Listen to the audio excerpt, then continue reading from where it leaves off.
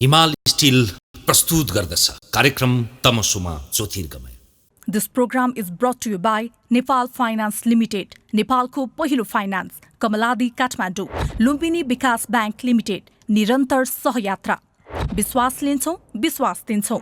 प्रभु bank. Nepal टेलिकमको 4G नै perfect छ। नेपाल टेलिकम राष्ट्रको सञ्चार।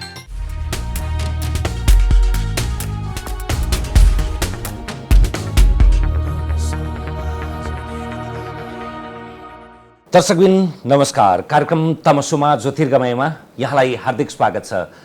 आजको श्रृङ्खलामा हामीले प्रधानमन्त्री केपी शर्मा ओलीले नेकपा एमाले पार्टी अध्यक्षको हैसियतमा जारी गरेको 6 बुँदे यसको सन्देश र सङ्केतका विषयमा चर्चा गर्दैछौँ।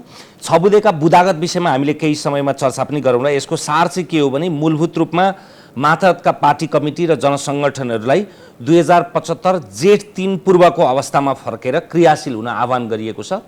जेठ 3 भनिएको छ, जेठ 2 को अवस्थामा भनिएको छैन, जेठ 3 पूर्वको अवस्था भनिएको छ। सारमा उस्तै देखिए पनि रूपमा यसको निकै फरक छ। त्यसैगरी अर्को बुदामा आफ्नो पार्टीका अध्यक्षलाई प्रधानमन्त्री पदबाट हटाई विपक्षी दलका नेतालाई प्रधानमन्त्री बनाइयोस् भन्ने मागसहित सर्वोच्च अदालतमा प्रस्तुत रिट निवेदनमा प्रयोग गरिएको नेकपा एमालेका निवर्तमान सांसदहरूको हस्ताक्षर फिर्ता लिनुपर्ने भन्ने शर्त राखिएको छ। आज हामी यो 6 बुँदेले गरेको तरङ्गका विषयमा विश्लेषण गर्ने कोसिस गर्दैछौँ। हामीसँग हुनुहुन्छ राजनैतिक विश्लेषक दर्शन शास्त्री डाक्टर खगेन्द्र प्रसाई। डाक्टर प्रसाई, स्वागत छ यहाँलाई। धन्यवाद। यो सरसर्ती रूपमा 6 बुँदेले के सङ्केत गर्छ? 6 बुँदेका 2-3 सङ्केत छन्। एक चाहिँ अध्यक्ष केपी शर्मा ओली म एकता विरोधी होइन, म एकता चाहन्छु भन्ने एउटा ठिक या बेठिक होइन, कुन इन्टेन्सनको होस् त्यो चर्चा नगरौँ, त्यो मेसेज दिन चाहनुहुन्छ। एक। दोस्रो कुरो, 6 बुँदा तपाईँले केयरफुली हेर्नुभयो भने ती सबै बुँदाहरू एकता आफ्नो अनुकूलका बुँदाहरू छन्। केपी शर्मा ओली र उहाँको समूहका अनुकूलका बुँदाहरू देखिन्छन्। एउटा इन्डिपेन्डेन्टली अब्जेक्टिभली बाहिरबाट विश्लेषण गर्दा तपाईँले ती अघि नै पढ्नु भएको छ जस्तो हस्ताक्षर फिर्ता किन लिनु पर्यो र? संसद त विघटन छ, विघटित छ। त्यसको मिनिङ के छ? भोलि पुनर्स्थापित भयो भने मेरो उसलाई खतरा पर्छ भन्ने आशय हो त्यसको, या होइन? हो नै भन्न सकिन्छ, किनभने त्यसको पछाडि किनभने विघटित संसदको हस्ताक्षर फिर्ता लिनुको नभए त्यसको मागको कुनै थोक छैन। दोस्रो कुरो, जेठ 3 भनिएको छ। जेठ 3 भनेको चाहिँ त्यो एकीकरण हुनुभन्दा अगाडिको एमाले होइन, होइन? उहाँले चाहिँ अरू मान्छेहरू समावेश गरिकन त्यस पछाडि उहाँले विधान उल्लङ्घन गर्नुभयो, के गर्नुभयो भन्ने आरोप लागिसकेपछि निर्माण भएको एमाले हो। त्यस कारणले त्यो पनि उहाँको अनुकूल छ मूलभूत रूपले, होइन? त्यसैले उहाँले म एकता चाहन्छु भन्ने कुरा अभिव्यक्त गर्दै गर्दा आफू अनुकूलको एकताको कुरा गरेको होइन। त्यसो त आफै हस्ताक्षरकर्ताले आफ्नो प्रतिकूलताको कहीँ गर्छ त होइन? ओलीले त आफूलाई केन्द्रमा राख्ने नि भयो नि, अरूले पनि त्यो केन्द्रमा आफूलाई खोज्नु पर्यो भन्ने होला। होइन, लोकतान्त्रिक संस्कार, लोकतान्त्रिक व्यवस्थाको कुरा गर्नुभएको हो तपाईँले भने, लोकतान्त्रिक प्रक्रियाको कुरा गर्नुभएको भने एकताको कुरा गर्दाखेरि दुई पक्षकै हानिघातालाई हिसाब गरेर गरिन्छ होला। एक पक्षले मात्रै आफ्ना अनुकूल एकताको प्रस्ताव राख्छ भने त्यो एकताको इन्टेन्सनमा क्वेसन हुन्छ। त्यसमा के राख्नु पर्थ्यो दुईटै पक्षलाई जित हुनका लागि? होइन, पहिलो पक्षले चाहिँ 2 को कुरा गरेको थियो नि, 2 राख्न सकिन्थ्यो होला, किनभने त्यो 2मा 3 को साटो 2 राख्नु। 2 को माग पनि त्यति धेरै ठुलो डिमान्ड होइन। माधव नेपाल समूहले जुन माग गरेको छ 2 मा फर्क्यौँ भनेको नेकपा बन्दा एकीकरण भन्दा जसलाई बदर गरियो त्यो भन्दा अगाडि फर्क्यौँ भनेको नभएखेरि त्यहाँ त्यो फर्क्यौँ भनेको त कुनै कुनै ठुलो माग त होइन नि। तर केपी शर्मा ओलीले चाहिँ आफ्नो पावर कन्सोलिडेट गर्ने प्रक्रियामा माओवादीकै केही मान्छेहरू केन्द्रीय कमिटीमा राख्नुभयो। त्यो प्रक्रिया त्यसले उहाँले आफूलाई म बलियो हुन्छु भन्ने लागेको छ। सायद बलियो हुनु पनि भयो होला केही समयलाई, भोलि पनि हुनु होला। अनि त्यहाँ त जान पाइएन भन्ने जुन माधव पक्षको माग हो त्यो माग म जायज नै देख्छु। तटस्थ कसैले पनि जायज नै देख्छ होला जस्तो लाग्छ मलाई, यदि पूर्वाग्रह बिना राख्ने हो भने। त्यसैले तपाईँले आफ्नै पक्ष मात्रै अनुकूल हुने माग राख्नुहुन्छ र एकता भनिरहनुहुन्छ भने त्यो तपाईँको इन्टेन्सनमा क्वेसन गर्ने ठाउँ हुन्छ। तर अब ओली पक्षले के भन्ने गर्छ भने उसको कोणबाट हेर्दाखेरि चाहिँ आफ्नो पार्टी अध्यक्षलाई साधारण सदस्य नरहने गरी कारवाही गर्ने, एमालेको अवस्थाको कुरा गरे होइन, नेकपा हुँदाको अवस्थाको कुरा गर्दा पुष्पकमल दाहाल र माधव कुमार नेपाललाई 2 जना अध्यक्ष बनाइएको त्यो कमिटीले साधारण सदस्य नहुने गरी निष्कासित गर्नेहरूलाई चाहिँ एकदमै सहिर्दयका साथ स्वीकार्ने, अनि त्यस्तो सकसका बेलामा आफूलाई साथ दिने रामबहादुर थापा, टोपबहादुर रायमाझी लगायतहरूलाई चाहिँ उनीहरूको चाहिँ अस्तित्व नै विलोपीकरण हुने भन्ने उताको कोणबाट हेर्दा तपाईँलाई लाग्दैन त्यो तर्क आत्मकेन्द्रित छ? आत्मकेन्द्रित चाहिँ सही। त्यसरी निष्कर्ष गरौँ न, त्यसलाई धेरै डिबेटै चाहिँदैन जस्तो किन मलाई लाग्यो भने त्यो तर्क मलाई सहयोग गर्ने भने म छ क्या त्यहाँनिर, अथवा मेरो समूहलाई सहयोग गर्ने म छ क्या। पार्टीको विधान अन्तर्गत त्यसरी मान्छेहरू छिराउन पाइन्छ कि पाइँदैन? त्यसरी चाहिँ एउटा पक्षसँग सल्लाह नगरिकन आफूले चाहे जस्ता मान्छेहरू भित्र छिराउने कुरा लोकतान्त्रिक हो कि होइन? यो यहाँबाट सुरु हुँदैन र प्रश्न।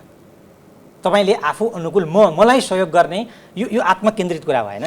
प्रयोग गर्जुन्जेलसम्म चाहिँ तिमीहरू हामीसँग छौ, अब नगरिसके पछाडि चाहिँ तिमीहरूको अस्तित्व अथवा तिमीहरूको स्वीकार्यता सकियो, त्यसैले जहाँसुकै जाऊ, प्रचण्डजीले लिनुहुन्छ नि उहाँ जाऊ, नत्र भने सडकमा जाऊ भनेर। त्यो प्रयोग गराएको त प्रयोग गर्नेले जवाब दिनु पर्यो नि त, माग्नेले त, माधव पक्षले त त्यो त्यसको जवाब दिनु पर्दैन नि त। मैले निष्पक्ष भएरै भनेको कि माधव पक्षले त त्यो गरेको होइन, माधव पक्षको सहमतिमा पनि गरिएको होइन, होइन? त्यो जवाब त केपी शर्मा ओलीले नै दिनुपर्छ कि मैले यस कारणले यो गरेँ। अब त्यो मिलाउनु पर्थ्यो होला उहाँले त्यहाँ। जस्तो हिजै भनौँ न, तपाईँ इमान्दार एकताको प्रयत्न गरिएको थियो भने एउटा कार्यदल बन्दै थियो, एउटा कार्यदल बनेर एकताको प्रक्रिया जिन्युन थियो भने त्यो बादलको क्यान्डिडेसी थियो नि, त्यो क्यान्डिडेसीको तय गरिनु पर्थ्यो होला, एउटा निष्कर्षमा पुगिनु पर्थ्यो होला संवादमा। मलाई थाहा छैन त्यो संवाद भएको समाचार आएन, म त्यस कारणले के अनुमान गर्छु भने त्यस्तो संवाद भएन होला, होइन? बादलको क्यान्डिडेसीलाई जहीँको तहीँ राख्ने बित्तिकै त अब शङ्का उत्पन्न हुन्छ नि त। त्यो गरिएला अर्को कोणबाट हेर्नु पर्यो नि। तपाईँ विश्लेषक कम र माधव नेपाल पक्षको चाहिँ प्रवर्तक बढी जस्तो सुनिनु भयो के? यसमा त एउटा फड्के किनाराको साक्षीका रूपमा मजदारमा उभिएर विषयलाई, वस्तुलाई, परिवेशलाई होइन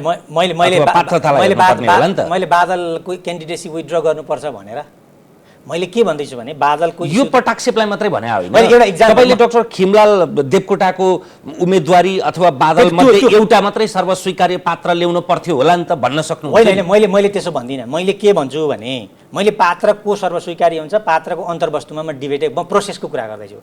यहाँ विवाद त थियो, एक पक्षले चाहिँ एकजनालाई सहयोग, खिमलाललाई सहयोग गरेको थियो भने अर्को पक्षले बादललाई सहयोग गरेपछि त्यहाँ त एउटा कन्ट्राडिक्सन त जन्मियो। त्यो कन्ट्राडिक्सनको सोल्युसन खोज्यो कि खोजिएन? कि नखोजिकन यसै जाउँ भन्यो भने त एकतालाई त त्यसले प्रभावित गर्छ नि त, गर्यो नि त। एमाले संस्थापन भनिने तथाकथित हामी प्राधिकार हौँ भन्नेहरूले त ठान्ला नि त सूर्य चुनाव चिन्हमा त्यहाँ राष्ट्रिय सभाबाट को उठेको थियो भने हो। जे मैले सूर्य चुनाव चिन्ह भन्दा हामी त धेरै पर गइसकेका छ नि त, पार्टी त्योभन्दा धेरै पर बिग्रिसकेका छ नि। त्यो भताभुङ्ग भएर चुनाव चिन्ह एउटा त्यत्रो महत्त्वपूर्ण हुन्छ एउटा पार्टीको जीवनमा कि पार्टी प्राविधिक वैधानिक रूपमा त होइन, ठिक छ, प्राविधिक वैधानिक रूपमा एउटा पार्टीको एमालेको ओली पक्षले चुनाव चिन्ह लियो, तर त्यहाँ त यो त विवाद हो भनेर त सबैले स्वीकारेको कुरा होला नि त। तपाईँले एकताको इमान्दार प्रयत्नको माग गर्नुभएको छ भने है, मैले त्यो भन्दैछु कि एकताको इमान्दार प्रयत्नको माग गर्दै हुनुहुन्छ भने एउटा पक्षले क्वेसन राखेर त्योसँग प्रतिस्पर्धै गरेर अर्को मान्छेलाई आफ्नो उम्मेदवारको रूपमा समर्थन गरेपछि त विवाद त छ त, कि यो विवाद नस्वीकार्ने? अनि यो विवादको समाधान के हो भन्दा दुई पक्ष बसेर यो विवाद छ, हाम्रो एकता जिन्युन गर्न खोजेको, यो विवादलाई यसरी मिलाउँ भन्ने प्रयत्न भोगी भएन भने मैले भयो भने ठिक छ, भयो र सफल भएन भने एउटा प्रश्न हो। तर हुँदै नहुने कुरा के हो भने हुँदै नहुने कुराले के गरौँ, एकतालाई प्रभावित गरौँ। अनि एकता खास दुवै पक्षले चाहेको थियो कि थिएन, या एक पक्ष मूल पक्ष सत्ता पक्षले नै चाहेको थियो कि थिएन भन्ने हो। यो प्रश्न त खडा भयो नि त। तपाईँले ल भन्नु न, उम्मेदवारमा विवाद हो भने के गर्नुहुन्छ टिकाजी? मलाई मैले पनि त्यही नै भन्न खोजेको। दुईटा पक्ष बसिरहेछन्, दुईटै पक्षका 5-5 जना कार्यदलका सदस्य भनेर छनौट पनि भएको छ र ती कार्यदलका सदस्यले जे भन्छन् त्यो कुरा हामी मान्छौँ भनेर केपी ओली र माधव नेपालजीले भन्नुभयो भन्ने कुरा प्रकाशमा पनि आएको छ। त्योभन्दा अगाडि नै माधव नेपाल पक्षले कङ्ग्रेसको माओवादी केन्द्र लगायतको समर्थनमा डाक्टर खिमलाल देवकोटालाई उम्मेदवारी बनाएको छ। यता एमाले संस्थापन पक्षले रामबहादुर थापा बादललाई उम्मेदवार बनाएको छ। त्यो बीचमा कार्यदलले अनि त्यो बीचमा एउटा तटस्थ र निरपेक्ष स्थान भनेर चपलीको एउटा घरमा बैठक बस्या छ। अनि त्यो बैठकमा 3 घण्टा 4 घण्टा 4.5 घण्टासम्मको बैठकको मन्थन पछाडि अब मिल्यौँ कार्यदलले सल्टाउला भनेर भनिसके पछाडि ती दुईटा मध्ये एउटा पात्रलाई मात्रै उम्मेदवार बनाऊ, त्यसलाई आधिकारिक बनाऊ। मैले त्यही भन्दैछु त्यही कि कार्यदलले त्यस्तो सिफारिस गर्यो कि गरेन? कार्यदललाई गर्नै पाएन नि, पाएन। कार्यदल त्यही त पाएन भन्नुको अर्थ यो प्रक्रियाले त केही न केही अर्थ राख्थ्यो है। यो एउटा सानो घटना मात्रै हो कि मैले एक प्रक्रियामा हामी धेरै समय नबिसाउँ होला। यो प्रक्रियामा मेरो आशय के हो भने उम्मेदवारी बादलको कन्टिन्यू हुनु पर्थ्यो या अर्को हुनु पर्थ्यो या चाहिँ त्यसलाई अर्को गर्नु पर्थ्यो भन्ने कुरा, त्यसको डिसिजन एउटा कुरा हो। तर त्यो विषयलाई महत्त्व दिएर त्यो विषयलाई पहिला सुल्झाउँ भन्ने कुरा आयो कि आएन भन्ने कुरा मात्रै हो कि। तपाईँले लोकतन्त्रमा प्रोसेस नै सबभन्दा सर्वाधिक महत्त्वपूर्ण हुन्छ क्या। निर्णय के हुन्छ भन्ने कुरा चाहिँ सेकेन्डरी कुरा हुन्छ। निर्णय जे पनि हुनसक्छ, तर प्रोसेस ठिकठाक भयो कि भएन, मैले तपाईँलाई यो कुरा फेरि धेरै मान्छेलाई अनौठो लाग्छ कि लोकतान्त्रिक व्यवस्थामा निर्णयको अन्तर्वस्तु भन्दा निर्णयको अन्तर्वस्तु त के हुन्छ भने लोकतान्त्रिक व्यवस्थामा बहुदल हुन्छ। बहुदल भनेको बहुदर्शन हो, बहुदृष्टिकोण हो। बहुदृष्टिकोण अनुसार मान्छेले निष्कर्ष फरक फरक निकाल्न सक्छ। तर एउटा मानेको के हो भने यो बहुदल बहुदृष्टिकोणभित्र बहुसिद्धान्त हो नि त खास त बहुदल भने त होइन र। बहुसिद्धान्तभित्र हामी एउटै प्रोसेसमा चाहिँ जाउँ है र त्यो प्रोसेसले दिएको निर्णयलाई चाहिँ सबैले वैधानिक मानौँ भनेको होइन। त्यो संसदले गरेको निर्णयको हकमा पनि लागु हुन्छ, पार्टीहरूको हकमा पनि त्यही होइन। त्यहाँदेखि त्यो प्रोसेसमा पस्यो कि पसेन भन्ने मेरो कुरा हो क्या। त्यो प्रोसेसमा पसेको भए हामी के मान्थ्यौँ भने दुवै पक्ष एकदमै इमान्दार छ एकताको लागि भन्ने मान्थ्यौँ होला। तर त्यस्तो प्रोसेसमै पसेन होइन। यसमा अबको 19-20 का कुरा होला नि, तर यी दुईटै पक्ष घिउ बेचुवा र तरवार बेचुवा जस्ता छन्। कोही एकदमै आफू चाहिँ आत्मरक्षाको अवस्थामा भएका कारणले अलि मलिनो, अलि सुमधुर, अलि सुसुप्त सुनिएला। कसैसँग सत्ता होला, कसैसँग पार्टीको नाम होला, चुनाव चिन्हको वैधानिकताको दम्ब होला, अथवा त्यहाँभित्रको गणितीय बहुमतको दम्ब होला। त्यो प्रश्नका विषयमा त यी हामीले नेपाली राजनीतिमा देखेका भोगेका 2-3 दशकदेखि अभ्यास गरेका संवाद गरेका पात्र नै हुन्। त्योभन्दा अलिकति अगाडि बढौँ। त्यसो भए यो इमान्दार प्रयत्नका लागि मैले अघि नै पनि भने प्रक्रिया लोकतन्त्रमा सबभन्दा प्रधान कुरा हो भने के प्रक्रियालाई चाहिँ यदि त्यो न्यायसङ्गत सम्मानजनक रूपमा अर्को पक्षलाई यही छारीमा हामी आउन सकौँ भनेर सहृदयका साथ कर्तुल ध्वनिले स्वागत गर्न सकिने अवस्था बन्थ्यो। यो 6 बुँदेको कलेबरमा के लेखिनु पर्थ्यो? होइन, जस्तो यो 6 बुँदेको मात्र, योभन्दा अगाडि तपाईँले कार्यदल त्यसलाई क्रमशः अगाडि जस्तो कार्यदल बस्दै गर्दा केपी शर्मा ओलीले अलि ठुल्ठुला यो डिरेक्सन नै चेन्ज हुने निर्णयहरू लिनु हो। संसद विघटनदेखि प्रधानमन्त्रीको यो खेल सबै सुरु भयो होइन। त्यहाँदेखि बुझियो कि यो कार्यदलको खास हैसियत थिएन कि भन्ने शङ्का उत्पन्न भयो। हेर्नुहोस् है, अब अहिलेलाई तपाईँलाई म प्रश्न भन्छु भने यो सबै कुराको चिज चाहिँ 2मा फर्क्यौँ भन्ने बित्तिकै, 2 गते फर्क्यौँ भन्ने बित्तिकै मलाई यो 6 बुँदै चाहिँदैन जस्तो लाग्छ कि 2मा फर्किने बित्तिकै के हुन्छ भने नेकपा एकीकरण हुनुभन्दा अगाडिको नेकपा एमालेमा फर्क्यौँ भनेको न हो यो। र त्यस्तो अवस्थामा बिचमा माओवादीबाट आउन् कि अरूबाट आउन् कि तिनीहरूको अस्तित्व नामै होइन, त्यस पछाडि उनीहरूलाई राख्ने नराख्ने अनि निर्णय गर्नु नि त। उनीहरू केन्द्रीय कमिटीमा हुन्छन् कि हुँदैनन्, उनीहरूलाई पार्टी प्रवेश गराउने प्रक्रिया छ क्या। नेकपा एमालेको विधानमा पार्टी यति सजिलै प्रवेश गर्न पाइँदैन सामान्यतः। तपाईँलाई लामो प्रक्रिया पछि मात्रै तपाईँ पार्टी प्रवेश गर्न पाइन्छ भन्ने त्यो विधानहरूमा छन्। यद्यपि केही सचेन चिजहरूमा तुरुन्त पनि पार्टीले निर्णय गर्छ। पार्टी अध्यक्षको विशेष अधिकार पनि त हुन्छ होला, पछि त्यसको वैधानिक रूपमा एउटा सैद्धान्तिकरण हुन्छ होला। पार्टी अध्यक्षलाई नेकपा एमाले पार्टी अध्यक्षलाई नेकपा एमालेको विधानमा त्यस्तो विशेष अधिकार होइन, अधिकारै छैन। तपाईँ राम्ररी हेर्नुभयो भने प्रश्न छ कि पार्टी अध्यक्षले गर्ने सबै काम भनेको केन्द्रीय कमिटी या अरू कमिटीहरू हुन्छ नि, केन्द्रीय कमिटीले बनाएका स्थायी कमिटीहरू होइन, यी कमिटीहरूको निर्णय लागू गर्ने, नेतृत्व गर्ने भन्ने छ त्यो काम कर्तव्य अधिकारमा।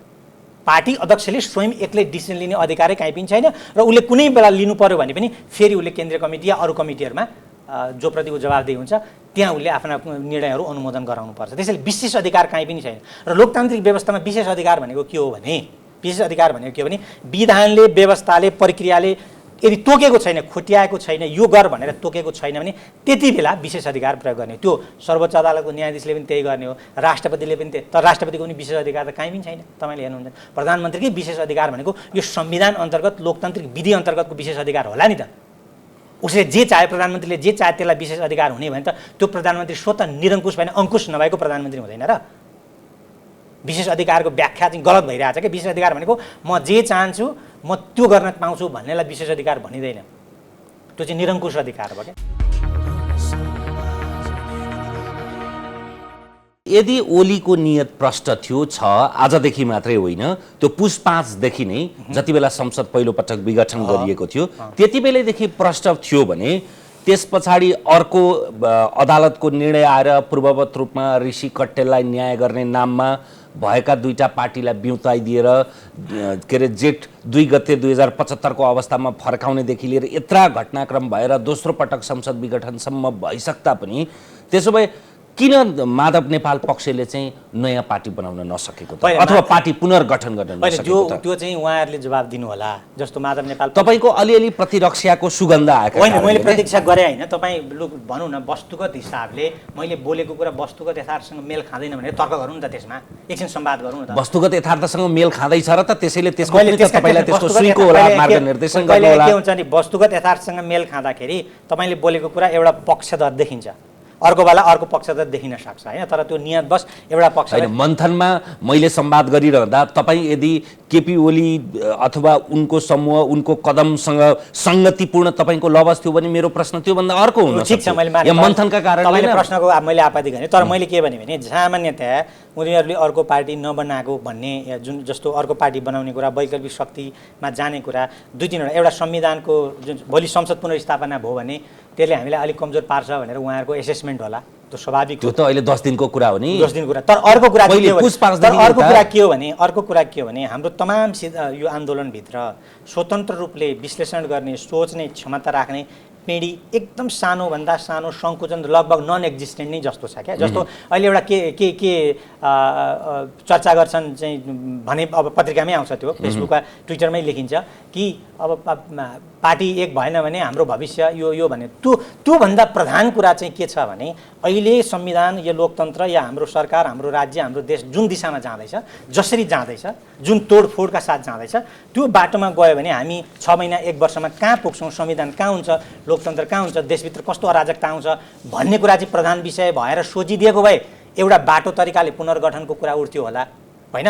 तर त्योलाई प्रधान नराखिकन पार्टी एक भएपछि मात्रै हाम्रो भविष्य सुनिश्चित हुन्छ भन्ने एउटा मनोविज्ञान छ नि, त्यो मनोविज्ञानले अलिकति काम गरेको जस्तो देख्छु क्या। आत्मकेन्द्रित बढी आत्मकेन्द्रित। तर उहाँले के बुझ्नु भएन भने देश बचाउँदा, प्रजातन्त्र बचाउँदा, संविधान बचाउँदा, प्रजातन्त्रलाई, देशलाई चाहिँ गलत बाटोमा जान रोक्ने प्रक्रियामा जो अगाडि आउँछ, जो सङ्गठित भएर अगाडि आउँछ, व्यक्तिगत रूपले अगाडि, त्यसैलाई लोकतन्त्रले स्थापित गर्ने होइन, त्यसकै पार्टी बलियो हुने होइन, अथवा पार्टीमा त्यही बलियो हुने होइन।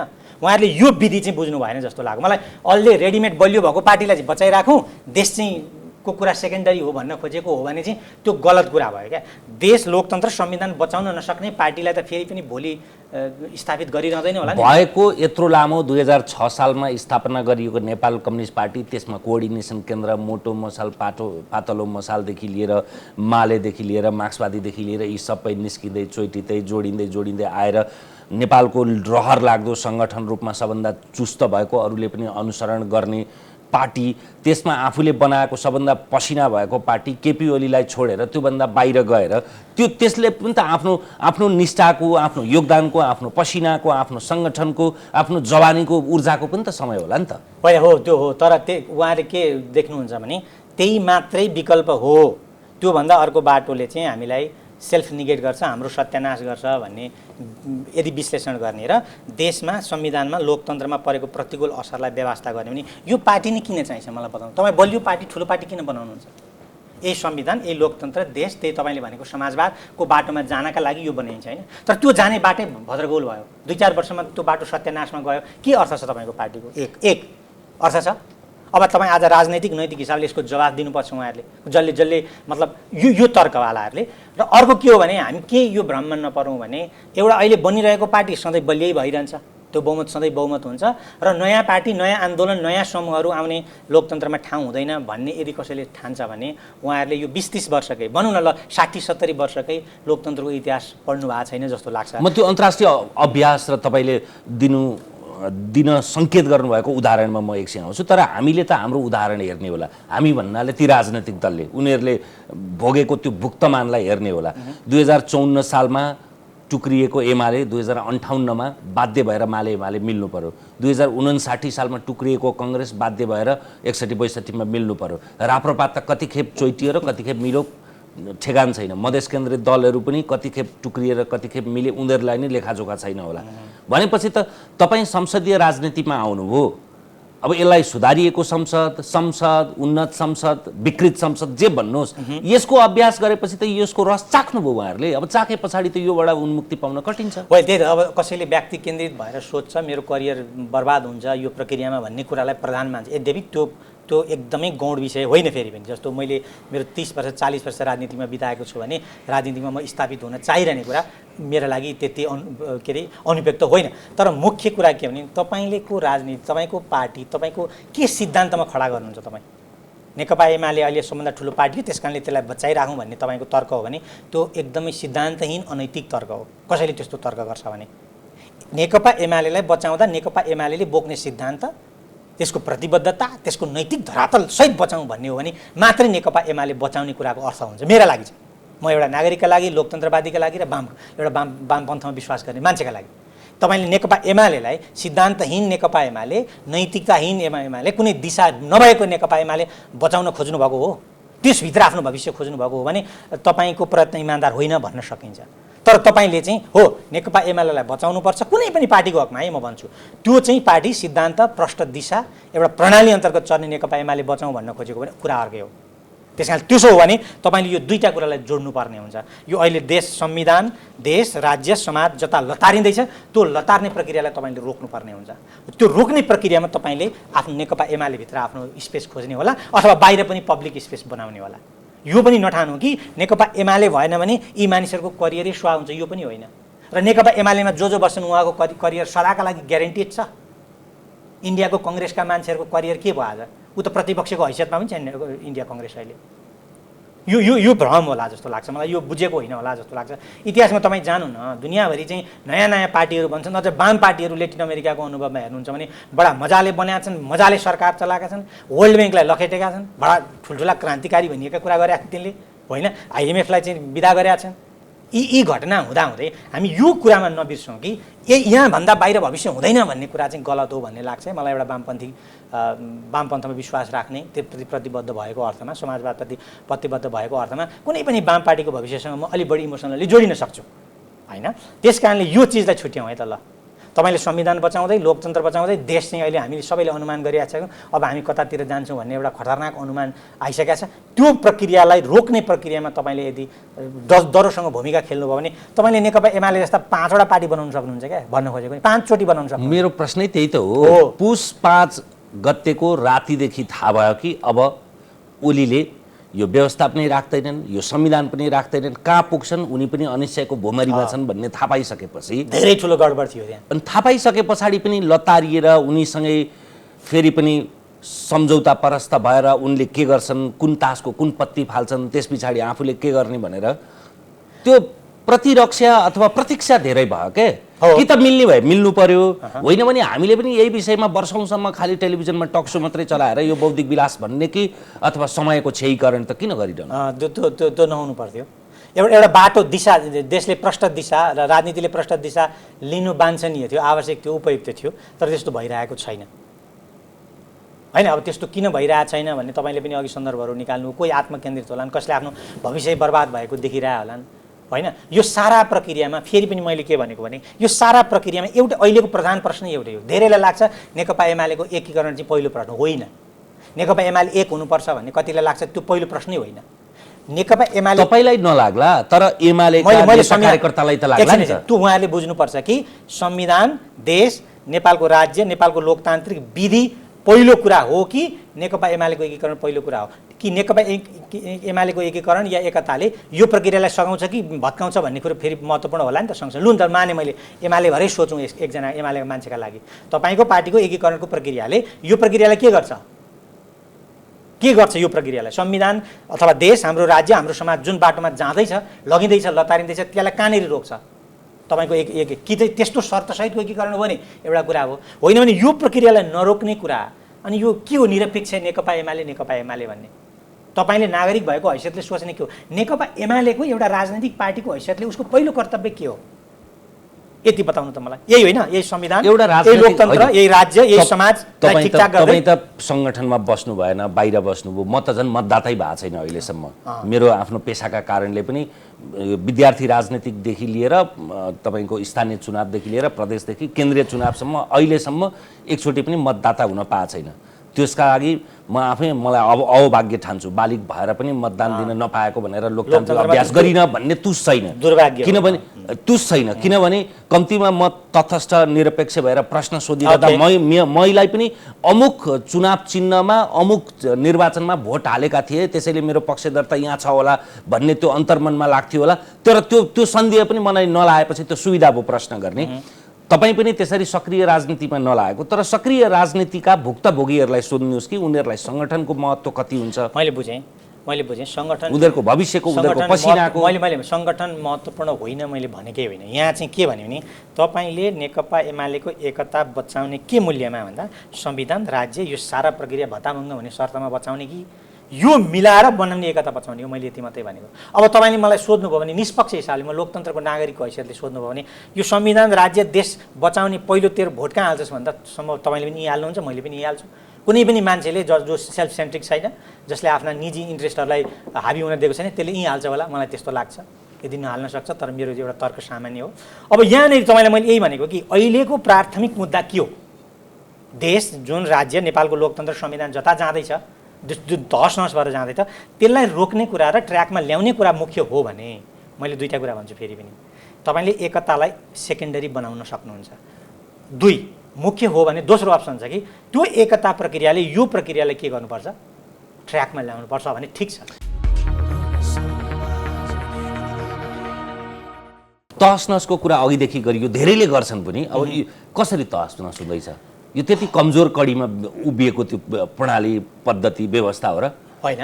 अब तपाईँले बुदागत रूपमा ओलीले नै के गर्दैछन् त जसका कारणले तहस होइन? जस्तो संविधानका हरेक धारा अन्तर्गत ओली नै प्रधानमन्त्री हुने कुरा, यो के कुरा हो?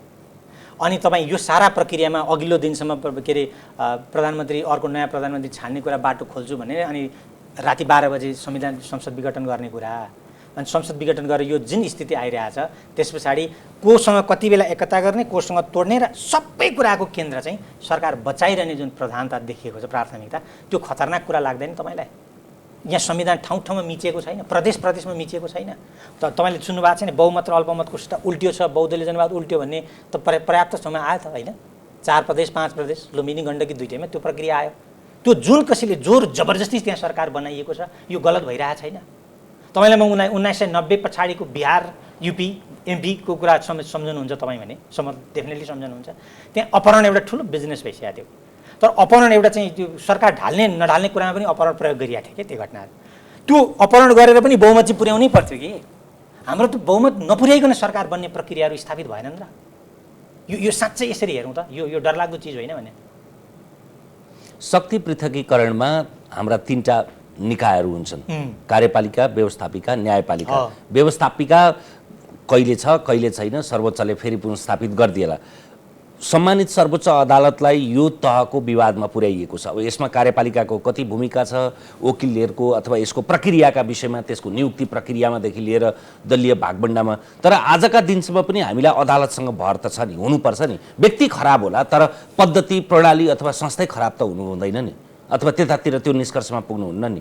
अब यस्तो संविधान मिचिएको भन्ने हामी निष्कर्षमा पुग्छौँ भने त त्यसको निरूपणको ढोका ढकढक्याउने ठाउँ त अनेक हुन्छ। संविधान मिचिँदाखेरि निरूपणका अनेक एउटा अदालतले गरेर सबभन्दा सुरक्षित, सबभन्दा शान्तिपूर्ण, सबभन्दा कम खर्चिलो, सबभन्दा सुन्दर होइन, सबभन्दा संवैधानिक अदालतले गर्यो ठिक। 1 2 अदालतले गरेन र ठुलो जनमतलाई त्यो ठिक लागेन, त जनमतले त शान्तिपूर्ण आफ्नो कुरा त अभिव्यक्त गर्छ होइन? अनि त्यो अर्को 2 बाटो हुन्छ। संसारमा यो दुईटै बाटो प्रयोग गरिरहेको छ। अमेरिकामा पनि यो बाटो पनि गरिरहेको छ। अमेरिकाकै इक्जाम्पल दिनुहुन्छ भने पटक सबभन्दा बढी त परिवर्तनहरू दोस्रो बाटोबाटै गरिरहेको छ, वैधानिक भन्दा पनि। तपाईँ काला जातिले भोट हाल्न नपाउने कतिपय राज्यहरूको अधिकार जुन थियो, त्यो सर्वोच्चले सुरक्षित राखिदिएको पहिला सुरुमा चाहिँ। मतलब ठिकै छ, separate but equal but separate भन्ने त्यो लामो समयसम्म त्यहाँ चल्यो। तर पछि सिभिल राइट मुभमेन्ट, मार्टिन लुथरको त त्यो आन्दोलनै थियो। त्यसैले शान्तिपूर्ण आन्दोलन एउटा लोकतान्त्रिक व्यवस्थाको ठिकैको कुरा हो, तर शान्तिपूर्ण भइन्जेलको हकमा है।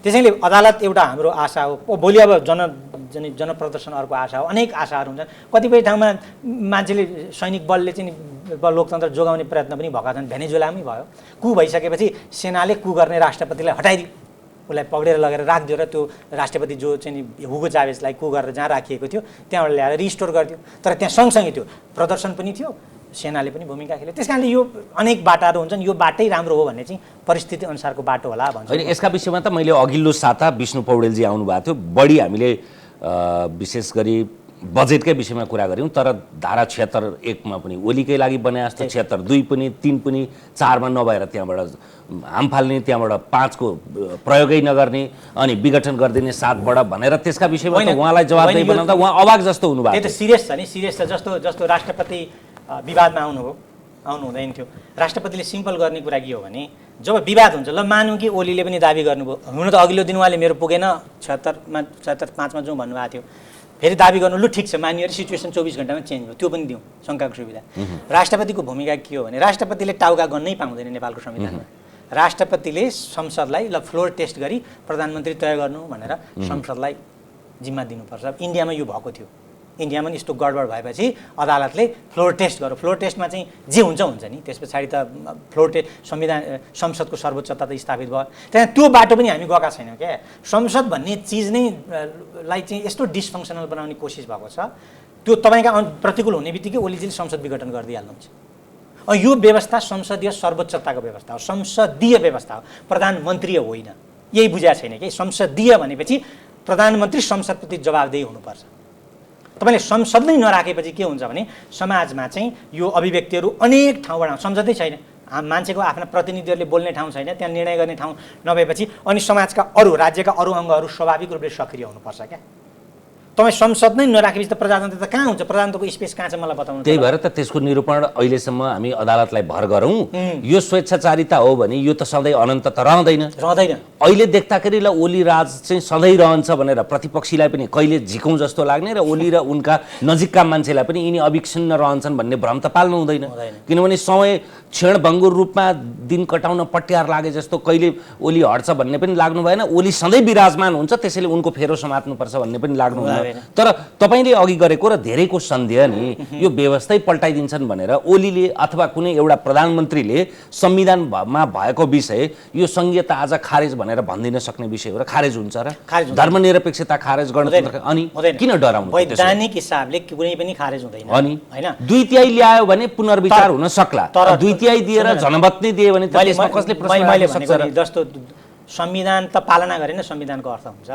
तपाईँ संविधान पालना नगरी केही घोषणा भोलि गरियो भने त्यसले के प्रतिक्रिया उत्पन्न गर्छ समाजमा होइन? तपाईँ शान्तिपूर्ण पनि आक्रामक शान्तिपूर्ण आन्दोलनहरूको ठाउँ बनाइदिन्छ। त्यसलाई अदालतले रोक्ने समय रहेन भने अथवा अरू कसै कुनै शक्तिले रोक्ने समय रहेन भने त्यसले उत्पत्ति हुने होइन। संविधान आफैले भने हुन्छ त्यसले उत्पत्ति जस्तो त्यति मात्रै नभन्नु न। जस्तो एउटै नि अहिले तपाईँले राष्ट्र राज्यको सन्दर्भले नि देशमा एक किसिमको के भयो तरङ्ग पैदा भयो हो। यस्ता निर्णयहरू भोलि मन्त्रीहरूले के गर्दै जाने त्यहाँभित्र क्याबिनेटका मन्त्रीले अनि तिनलाई नियन्त्रण नगर्ने अनि मन्त्रीका अभिव्यक्तिले तल कतापट्टि दङ्गा फसाद सुरु हुने परिस्थिति। त्यसको त खबरदारी सञ्चारले गर्छ, नागरिक समाजले गर्छ, तपाईँहरू जस्ता विश्लेषक गर्नुहुन्छ। तपाईँ गलत बाटोमा त गइसक्नु हो नि, गलत बाटोमा त छिरो त तपाईँको खबरदारीले करेक्सन गर्न पनि सक्छ नगर्न पनि सक्छ।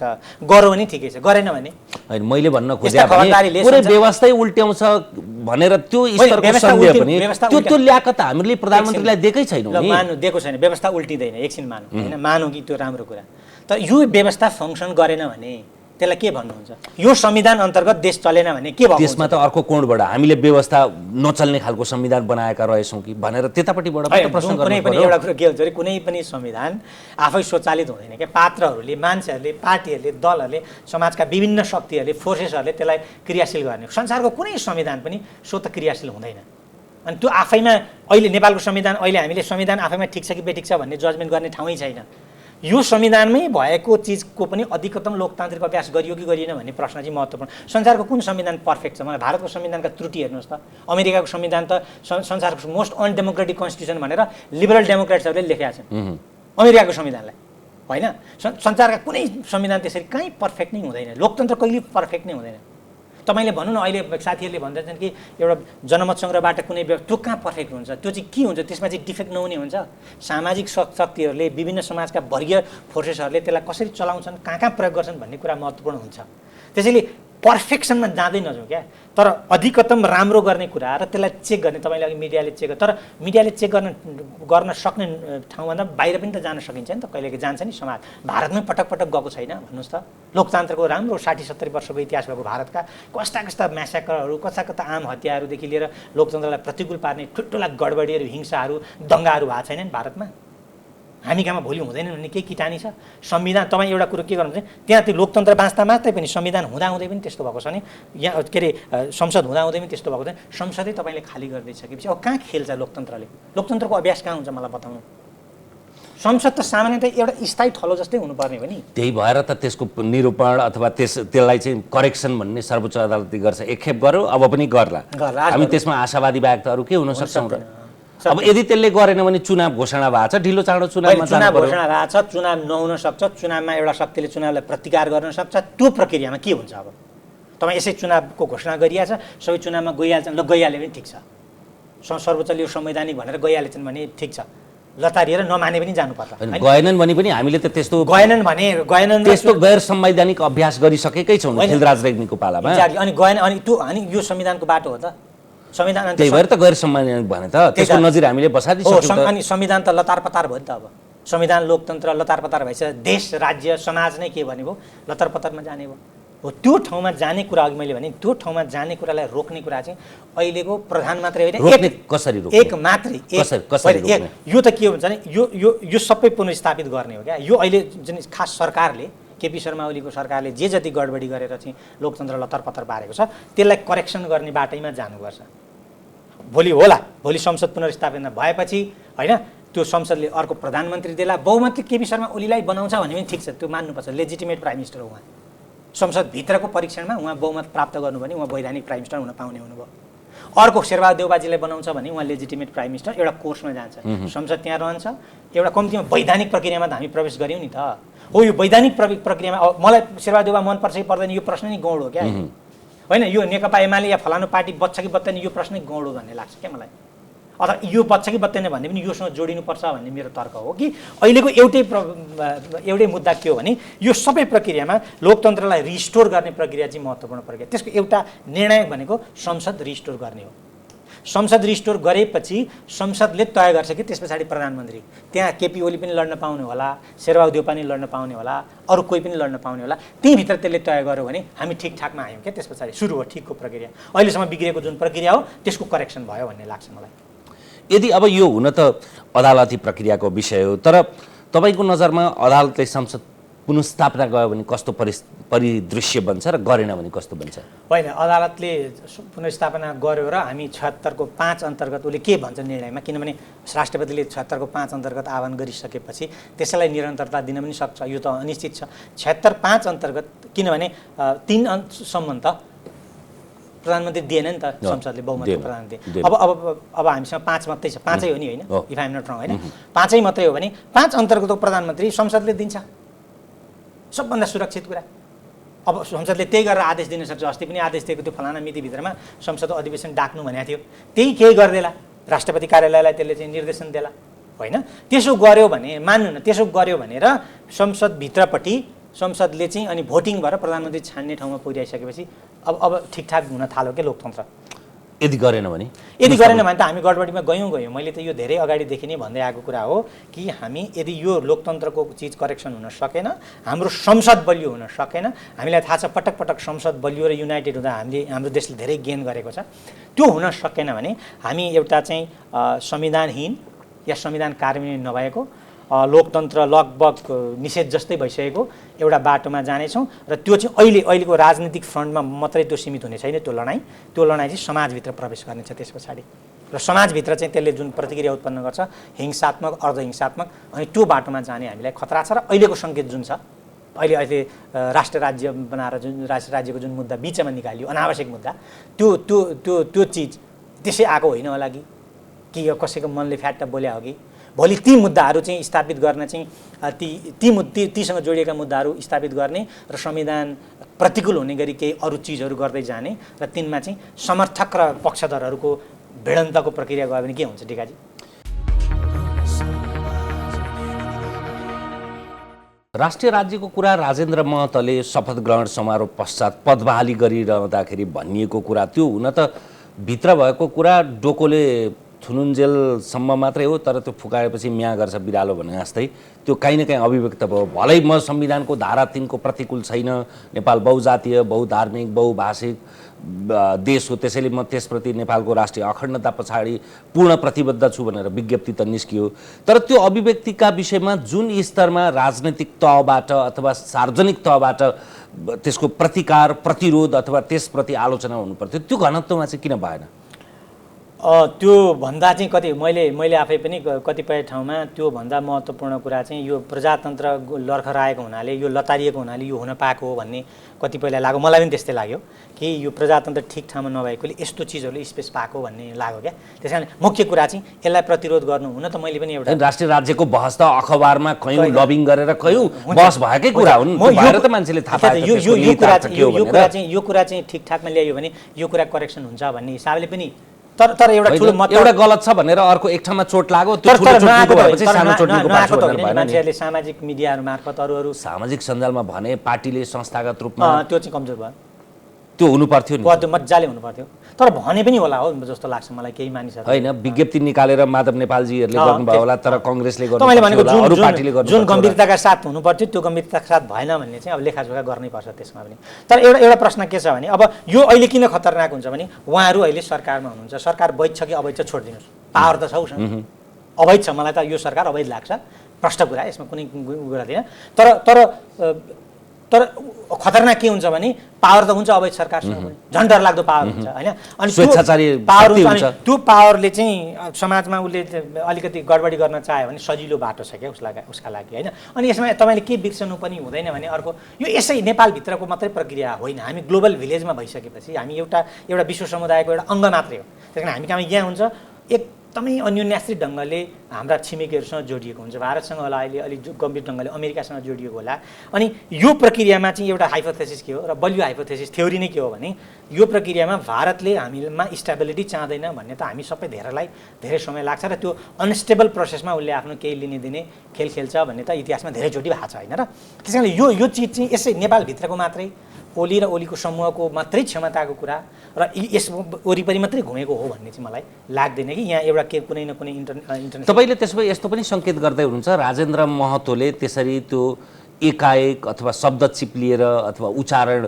गल्ती भएर त्यो विषय भनेको भन्ने भन्दा पनि यो विषयमा उनले यसरी अभिव्यक्ति गर्न सक्छन् अथवा सक्थे भन्ने विषय केपी ओली यसका विषयमा जानकार थिए होइन जानकार हुन सक्छन् केपी ओली जानकार हुन सक्छन् अथवा जानकार हुँदाहुँदै पनि उनी निरीह बनेको परिस्थिति पनि हुनसक्छ त्यहाँभित्र तर केपी ओलीको एउटा कमजोरी ठुलो के रह्यो बिचमा भने सरकारलाई बचाइरहने कुरामा उहाँको बढी ध्यान केन्द्रित भएपछि उहाँले हिजो आफैले निन्दा गरेका आलोचना गरेका समूहलाई फेरि के गर्नुभयो सरकारमा ल्याइदिनु र त्यसको डिफेन्स चाहिँ ओलीका साथीहरूले गर्नुभयो अब यो कति जायज नजायज यसको इतिहास एउटा समीक्षा होला तर यो त डरलाग्दो कुरा हो नि त जे भए पनि ओलीजी त्यो कुरासँग सहमत हुनुहुन्न थियो भने एउटा परिस्थिति बन्छ होला त्यहाँभित्र यस्तो कुरा नगरौँ भने अनि फेरि यस्तो कुरा नगरौँ भनेर ओलीजीले भनेको तिनले मान्छन् कि मान्दैनन् होइन किन ती त आफ्नो पल्ला भारी पारेर ओलीजीको क्याबिनेटमा छिराछन् होइन ओलीजीलाई बचाउनको लागि ती ओलीजीको क्याबिनेटमा छिराछन् अनि त्यस कारणले यो प्रक्रिया चाहिँ जसरी बनाएको छ यो जसरी विकसित हुँदैछ यसै सामान्य छैन क्या होइन हिजो यिनीहरू भनेका हिजो चाहिँ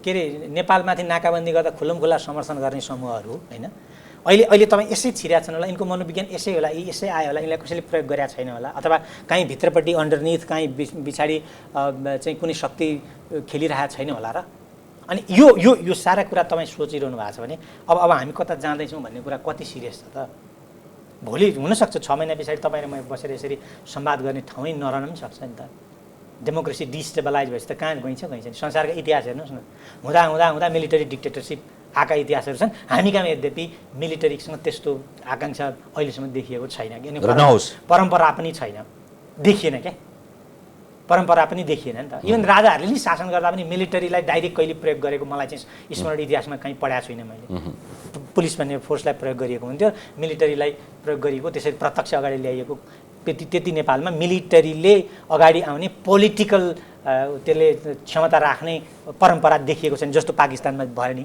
भइरहन्छ नि पाकिस्तान बर्मा त्यस्ता कति उदाहरण छन् त्यो सौभाग्य हाम्रो त्यो पनि हो होइन एउटा कि हामी भोलि एउटा मिलिटरी तर मिलिटरीमा गएनौँ भने पनि देशभित्र द्वन्द्व सृजना भइसकेपछि फेरि मिलिटरी पुलिस सेनाले के गर्छ अनि तपाईँले नि खोज्नुहुन्छ त्यसको भूमिकाको माग फेरि देशमा द्वन्द्व चर्केपछि अब तपाईँ त देश त मिलिटराइज हुन्छ हो त अनि एउटा पक्षले विदेशबाट सहयोग माग्ला पटक दुनियाँभरिका देशमा इतिहासै 20-30 वर्षकै हेर्नुभयो भने त्यस्ता घटनाहरू छन् अर्को पक्षले अर्कोतिर सहयोग माग्ला अनि चाइनाले आफ्नो इन्टरफेरेन्स अथवा आफ्नो चासो इन्टरफेरेन्स नभनौँ या केही भनौँ चासो बढाउला अनि चाइनाले बढाएपछि अमेरिकनहरूको चासो झन् बढ्ला किनभने अमेरिकनहरूले चाइनिजलाई हाम्रो शत्रु हो त्यो रिजनको र ग्लोबल पिसको एनेमी हो र हाम्रो एनेमी हो भनेर घोषित गरेका छन् उनीहरूका आफ्ना सेक्युरिटी डकुमेन्टहरूमा अनि त्यसै अमेरिका नबस्ला भनेपछि हामी फेरि पनि एउटा रणमैदान जस्तो परिस्थितिमा पुग्छौँ कि भन्ने खतरा मा चाहिँ म बढी चिन्तित छु क्या यो उत्तरार्धतिर पनि छौँ भू रणनीतिक र सामरिक दृष्टिकोणले चाहिँ आजको सरकारले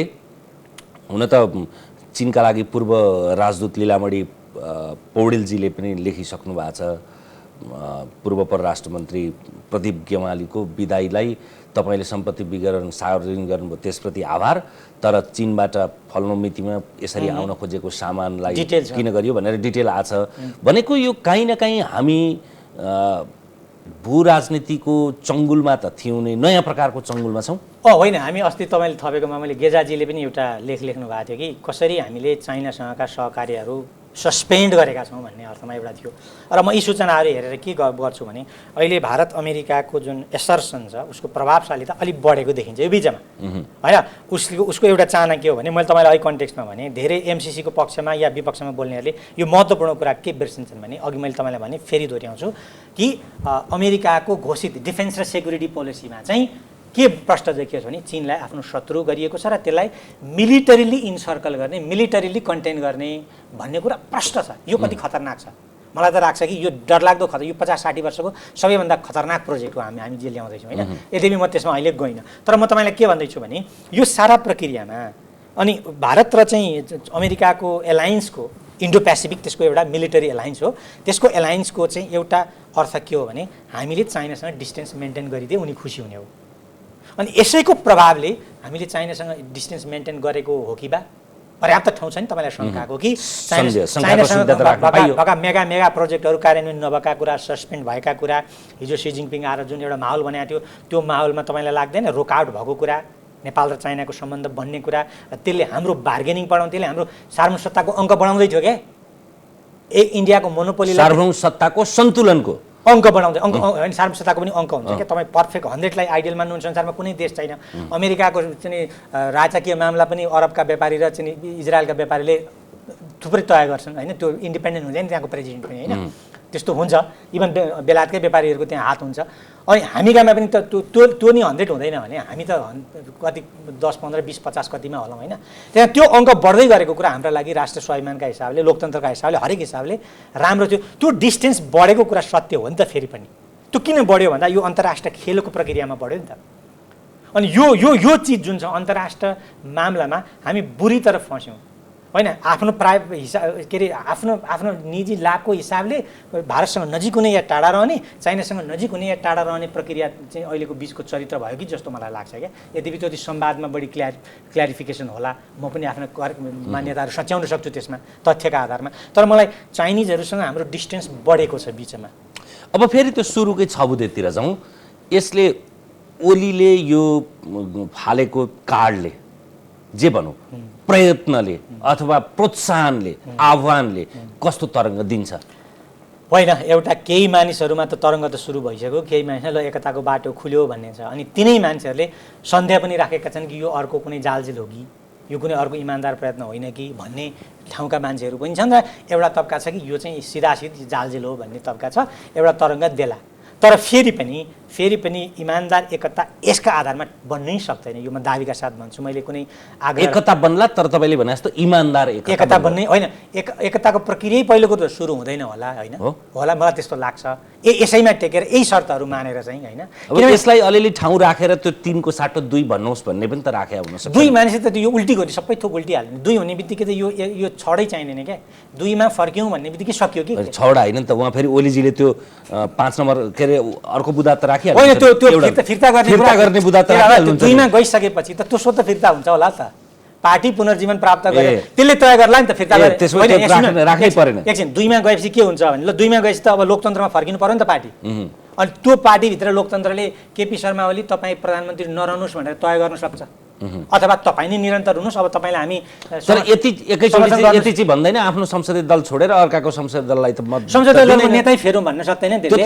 त्यो त अनि फेरौँ भने संसदीय दलको नेता फेरौँ, तपाईँ नै प्रधानमन्त्रीको उम्मेदवार, त्यो नयाँ मान्छे प्रधानमन्त्रीको उम्मेदवार हुन्छ, हामी त्यताबाट जाउँ, हामीले बहुमत ल्याए हाम्रो सरकार चलाउँछन्, अर्कोले बहुमत ल्याए भन्न पनि त सक्छ नि त त्यसले। किन लोकतन्त्र रिस्टोर गरेपछि त अप्सन हुँदैन, अनन्त खुला हुन्छ नि बाबा। यहाँ तपाईँले अहिले यदि पार्टी एकीकरण पुनर्एकीकरण भयो भने केपी शर्मा ओलीलाई तपाईँ संसदीय दलको नेता हुनु ल पुनर्स्थापित भयो भने भन्ने अधिकार राख्छ कि राख्दैन पार्टीले? त्यो निर्णय गर्ने अप्सन हुन्छ कि हुँदैन? हुँदैन भने एकीकरण कसरी हो त्यो? मैले अघि भने नि केपी शर्मा ओलीको अनुकूलको एकीकरण मात्रै हुन्छ त्यो। त्यहाँ त त्यसले त सबै डेमोक्रेटिक स्पेस खुला राख्नु पर्यो कि। र त्यसले के तय गर्न सक्छ भने ल अब हामी तय गरौँ नि त हिजो जे गल्ती भएका छन् केपी शर्मा ओलीका गल्ती हुन्, हाम्रा गल्ती हुन् भने त्यहाँ चर्चा होला नि। ल अब हाम्रो संसदीय दलको नेता फेरि तपाईँले धेरै गडबड गर्नुभयो भन्ने पनि मत होइन, उहाँलाई राखौँ भन्ने पनि मत होला। अनि एउटा विधिबाट लोकतन्त्रको बहुमत अल्पमतबाट त्यसको तय होला। त्यसो भयो भने ठिकठाक भयो क्या। त्यसो भए पनि ओली नै नेता भएर आउनुभयो भने त्यो ठिक हो प्रक्रिया होइन, किनभने प्रक्रियाभित्र प्रवेश गर्नु। आज पनि अङ्कगणितमा मतदानमै गए पनि ओलीजीलाई त कम्फर्टेबल नै छ नि। ठिकै छ, अहिलेको प्रक्रिया भनेको त ओली व्यक्तिप्रतिको पूर्वाग्रहको प्रक्रिया होइन होला नि त।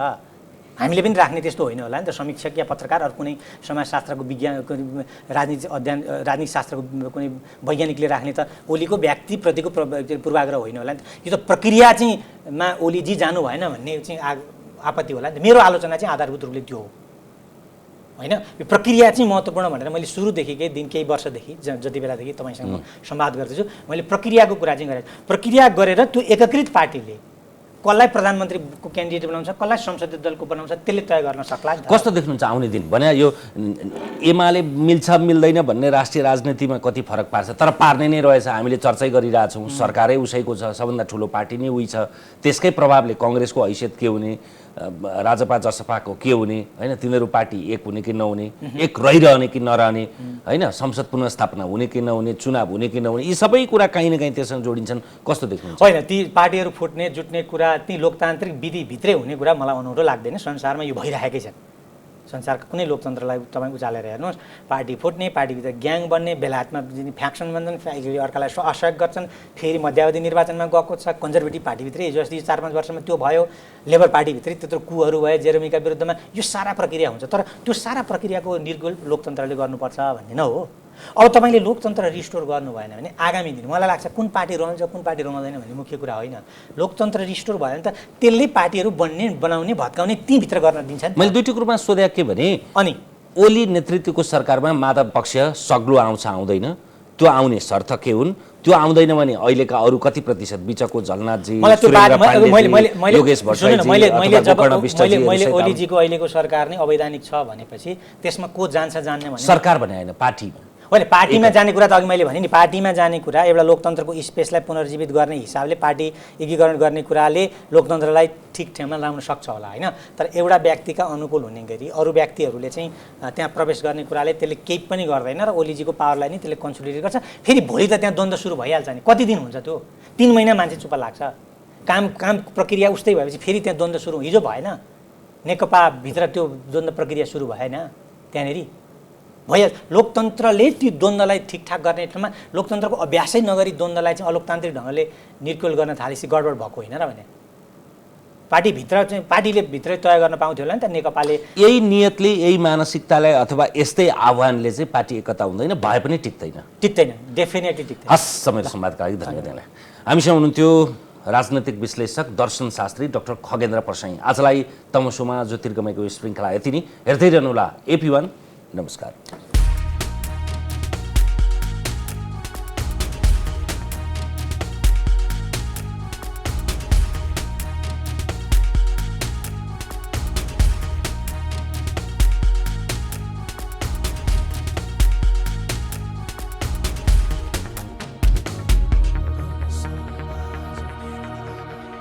हिमाल स्टिल प्रस्तुत गर्दछ कार्यक्रम तमसुमा ज्योतिर्गमय। This program is brought to you by Nepal Finance Limited, नेपालको पहिलो फाइनान्स, कमलादी काठमाडौँ, लुम्बिनी विकास बैंक लिमिटेड, निरन्तर सहयात्रा। विश्वास लिन्छौँ, विश्वास दिन्छौँ। प्रभु बैंक। नेपाल टेलिकमको 4G नै पर्फेक्ट छ। नेपाल टेलिकम, राष्ट्रको सञ्चार। It's an AP1 presentation.